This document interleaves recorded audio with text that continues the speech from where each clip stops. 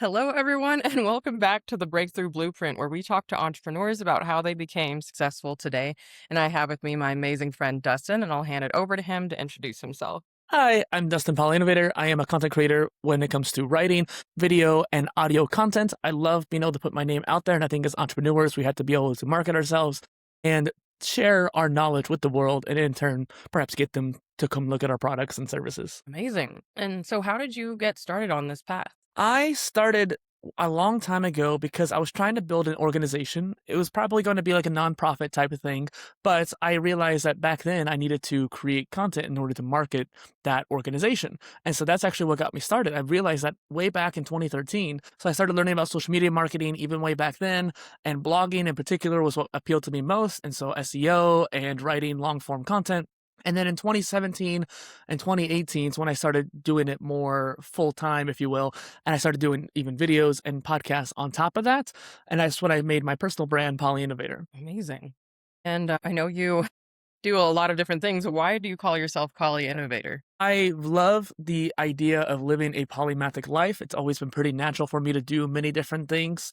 My first employer, I held at least like 6 roles at once at one point when I was working there. And being pulled between many different directions is kind of what I thrived in, that little bit of chaos there. And so that polymath ended up being the niche that I really worked towards. I also wanted to innovate many different fields over the course of my life. The first thing I was creating content about with Poly Innovator was actually self-education and an alternative to college and innovating the education field. And so that innovation focus was really key for me. And I was trying to think of a name for my username online. Like, what do I want to be known as? And I came up with a few different versions, but eventually I just kind of clicked Poly Innovator, Polymath of Innovation. And that's where that came from. Gosh, so I know that you now have like a lot of different channels and Mhm. platforms where you talk about a variety of different subjects. Can you go into more detail about that? Yeah. So the main channel, the main niche is knowledge management for polymaths. So being able to Hmm. organize your life. I know a lot of entrepreneurs use Notion, for example, to organize their business. Same concept, just instead of business, it's for your life. And I think that a lot of us need to be able to organize our lives well to do basically anything we want to do in life, let alone if you have multiple interests, you need to organize that even more so. And so that's what that niche is about. I also talk about travel content and like slings and stuff like that just because it's interesting to me. And then for my secondary brand, I am a content creator for content creators. And so I teach about how to be a modern content creator in this digital renaissance, if you will. And that's where I interview other creators and I talk about being a creator and talk about tools. I also have a gaming channel and a swimming newsletter. So those are kind of smaller, but yeah. Wow, that's amazing. So, how do you then allocate your time, like every day or every week, to these different channels and platforms? That's a good question too, because a lot of people who are in the entrepreneurial space, you might want to spend some time creating product content. You might want to spend some time creating CEO, like C-level lead based content, so people can see who's behind the company. You also want to make SEO based content and get the attention. So there's 3 different things you want to be making. And you could take the same concept that I'm doing with the multiple brands and kind of just trickle it down towards the multiple different needs. And I think that being able to schedule things consistently is really important. While I haven't always been consistent with like, okay, this newsletter goes out on Tuesday, I do generally try to go for that same consistency. Like, okay, if it's going to be a tools post, like tools for content creators, that goes out on Tuesday. And let's say my gaming one goes out on Saturday. So I try to keep a consistency factor on that so people can at least have an expectation. I try not to worry too much about when I post throughout the day because everybody is different. Every platform is different.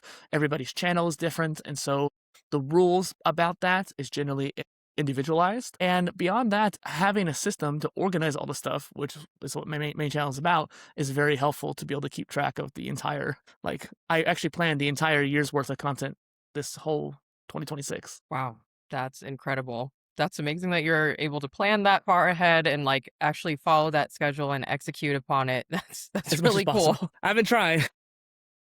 So I know you and I met at a content creator conference, basically Vid Summit. Are you attending that one again or other conferences like it?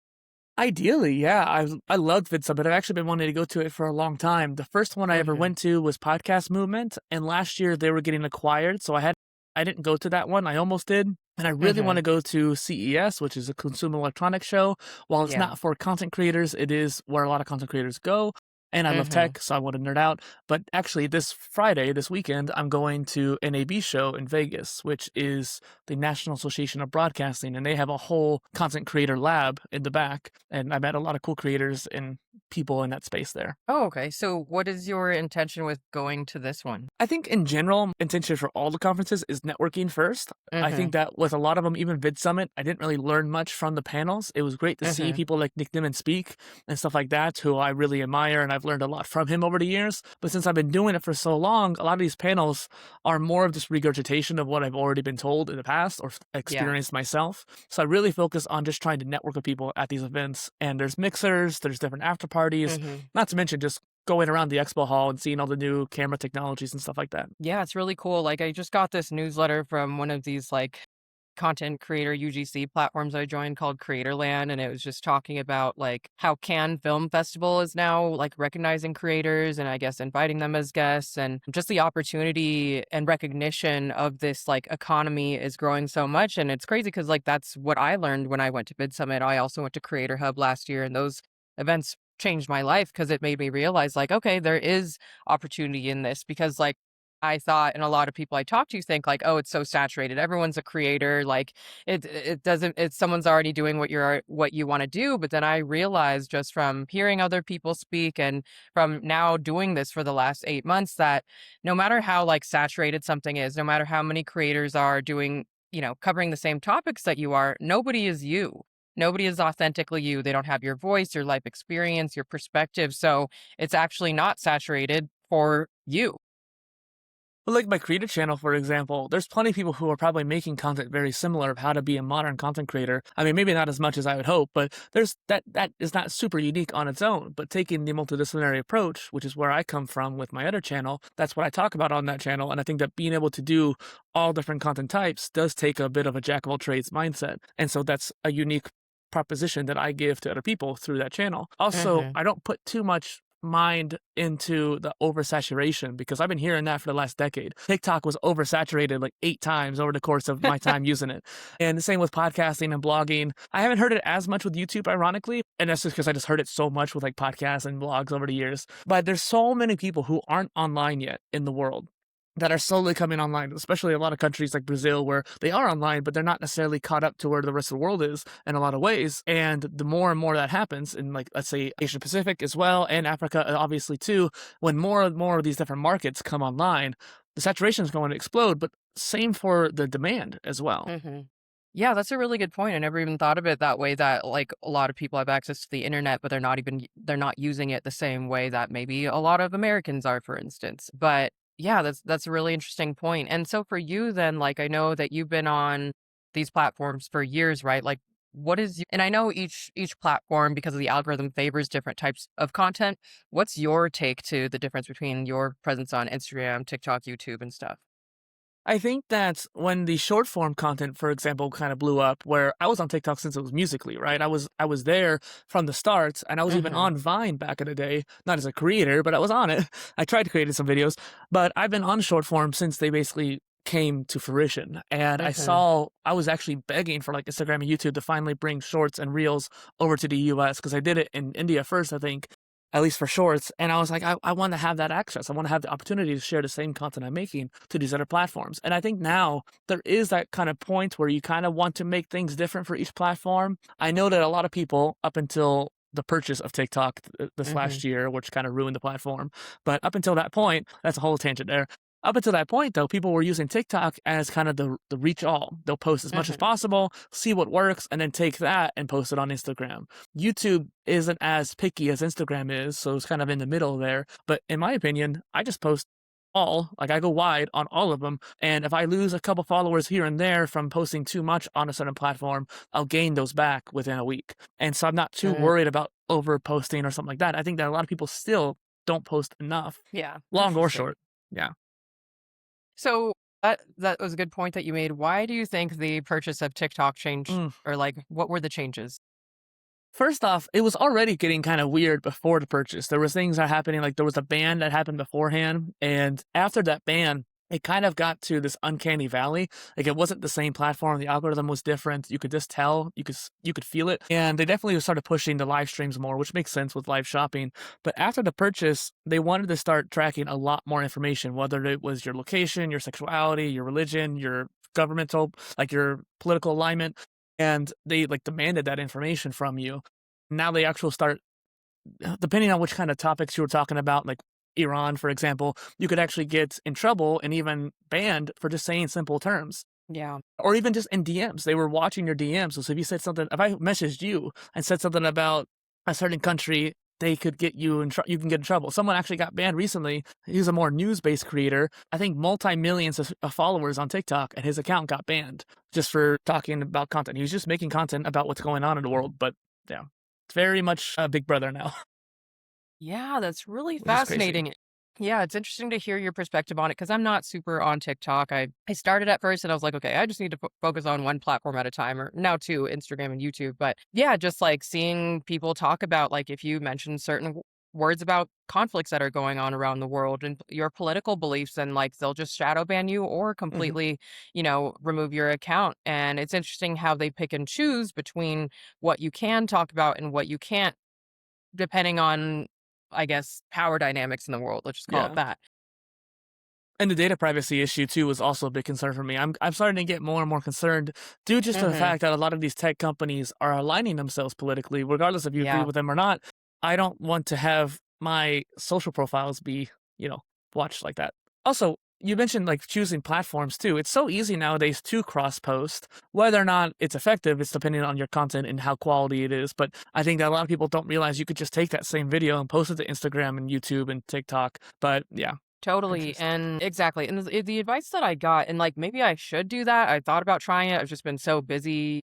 I know you and I talked about it a couple weeks ago, but it's like because every platform favors, like, different types of hooks or trending Mhm. audio and length, and so people are just scrolling and scrolling, and YouTube is where people go to learn, and, that's exactly why long term I do want to build that up. But, yeah, I mean, it's just I was the advice I was given is just like focus on one platform at a time and master that and then move on as you scale.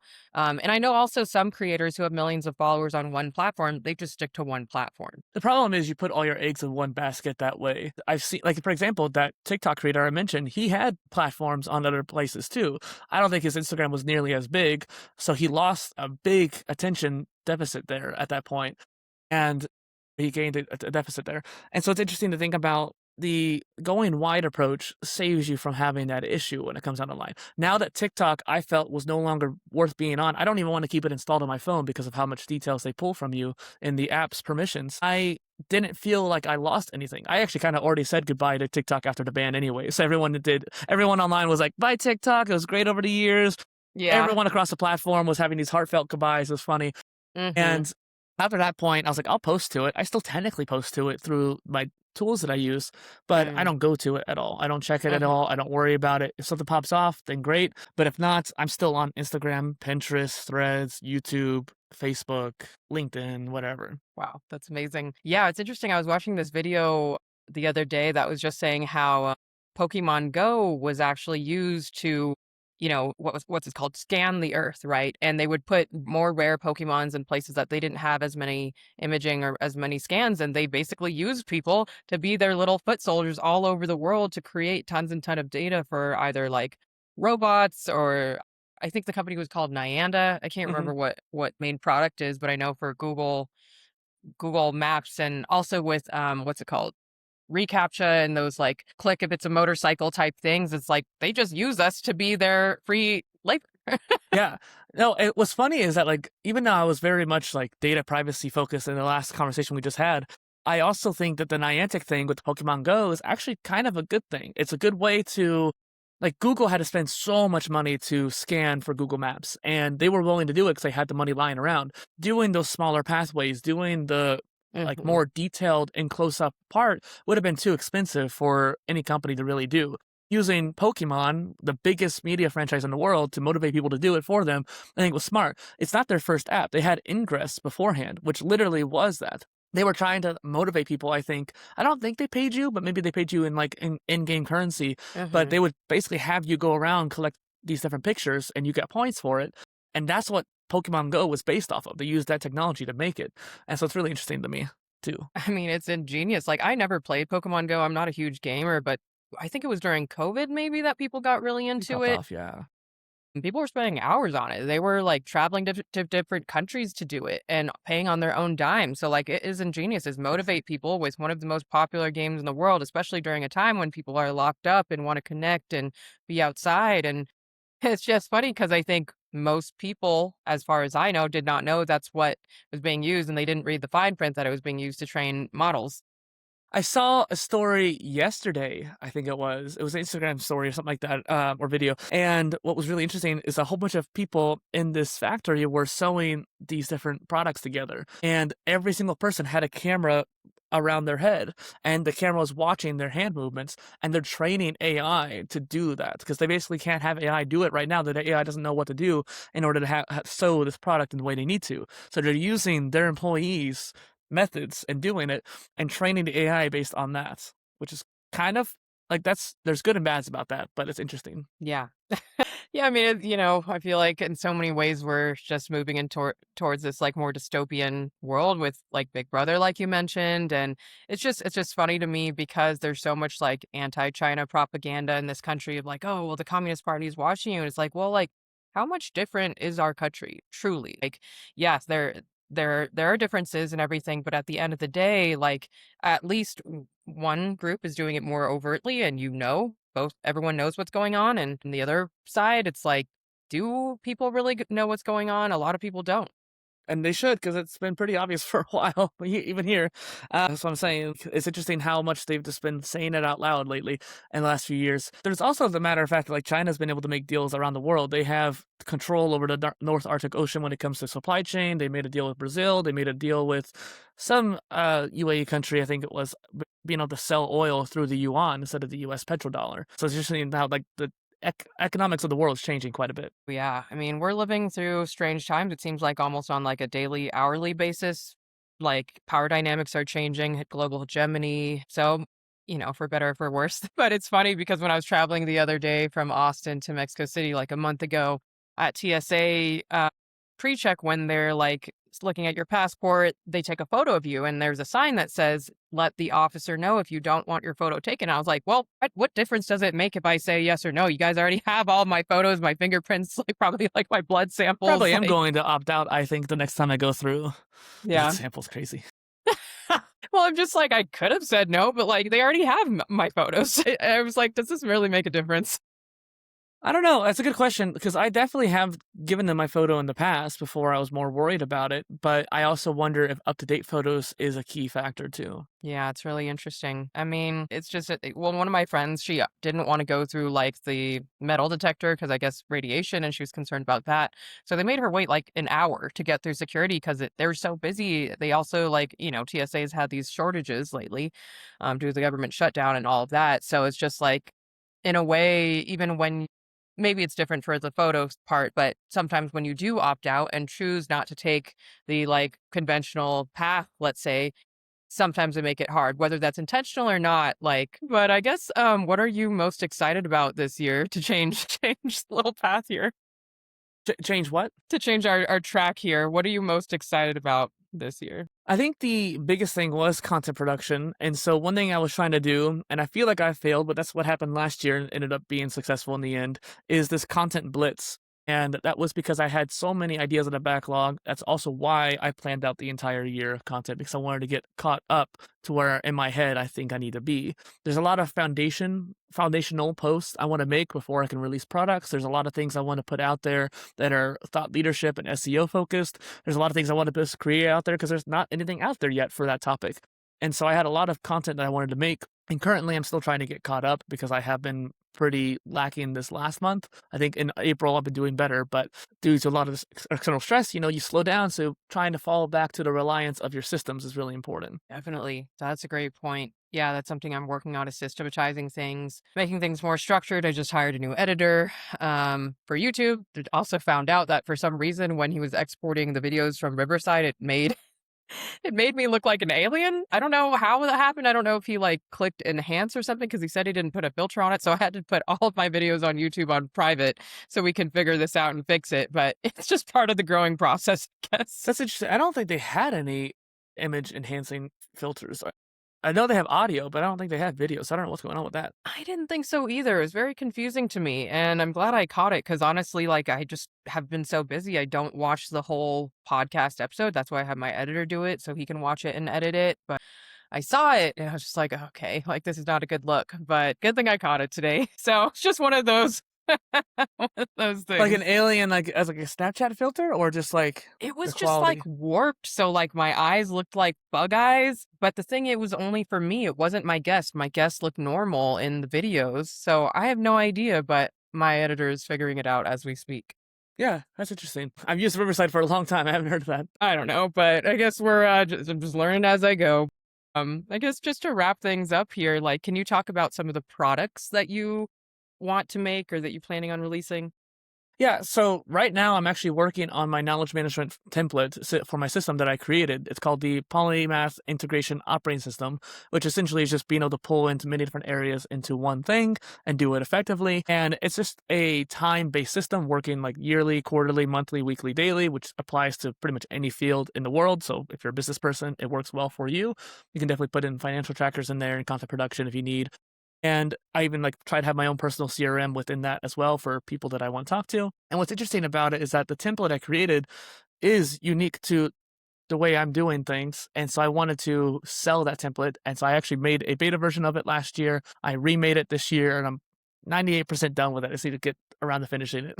That's the main Got you. product I want to make. And eventually I want to use like something like Fourth Wall to make some merch too when I get a little bit bigger. And do you have any advice to people who are considering being a content creator, but they either think it's too saturated or they can't get the hang of the habit? So, a lot of the things I talk about on the creator channel is actually about acquiring the skill. So, you mentioned how you want to get used to one platform. That is generally pretty good. Like, you want to have the right mindset of, like, how do I make, let's say, content on social media platforms like Instagram or TikTok versus YouTube long form versus Substack newsletters or my own blog posts or even just like podcasts.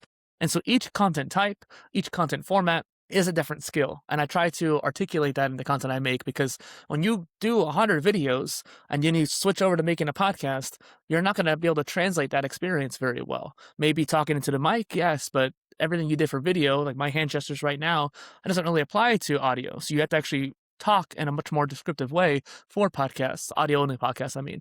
And then writing too is a whole different skill. And so having each one of these, whether it's short form or long form or live or written audio and video, and not to mention each platform is different too. So understanding that your skill level resets each time you switch. And usually when it gets about like 100 reps is generally when the practice really starts to kind of kick in, Hmm. which is a lot. People hear the 100 reps and they're like, oh, that's too much. But you'll end up hitting that a lot quicker than you think. Definitely, for sure. Well, thank you so much for joining me today. This is awesome. Thanks for having me. And for everyone else, please tune into the next episode of the Breakthrough Blueprint.